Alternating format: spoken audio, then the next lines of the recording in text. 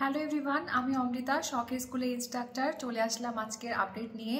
আমাদের আজকের টপিক হচ্ছে টিনেজ ভার্সেস বেবি। আমরা যখন আমাদের ছোট শিশু সন্তানদেরকে কোনো কিছু করতে বলি, তারা কিন্তু খুব উৎসাহী থাকে এবং কোনো একটা কাজ করার ব্যাপারে তারা খুব আগ্রহী থাকে এবং সেই কাজটা করার পরে সেটা সবাইকে দেখাতে ভালোবাসে।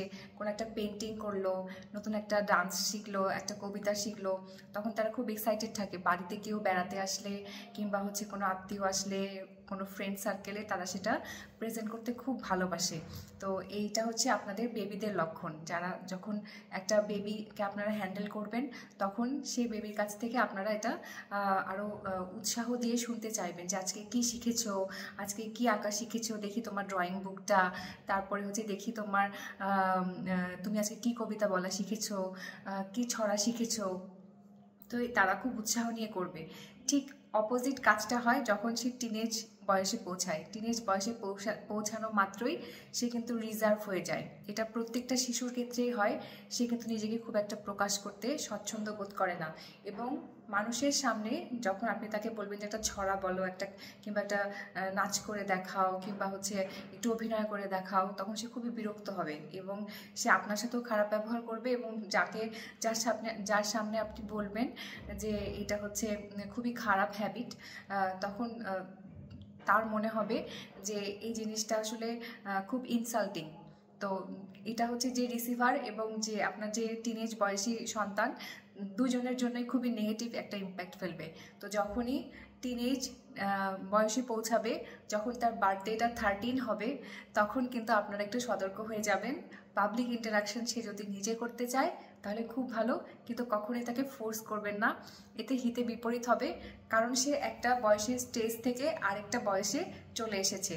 আমাদের প্রত্যেকটা বয়সের স্টেজে কিন্তু এক এক রকম ডেভেলপমেন্ট হয়, আমরা এক এক রকম আচরণ করি।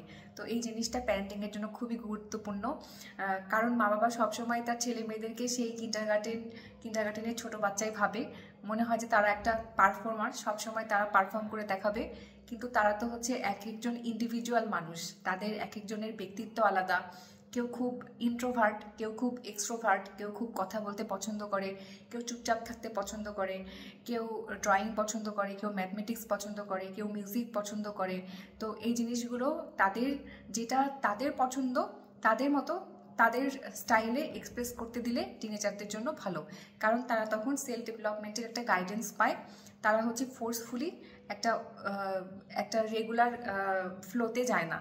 কারণ সবাই যদি রেগুলার ফ্লোতে যায়, তাহলে কিন্তু আমরা সবাই একরকম হব, সবাই একই কথা বলবো, একই রকম খাবার খাবো, একই চিন্তা করব।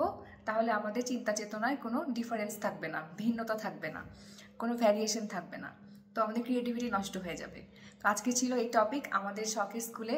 আপনারা সাবস্ক্রাইব করবেন এবং বেল আইকনে ক্লিক করে রাখবেন রেগুলার আপডেটের জন্য।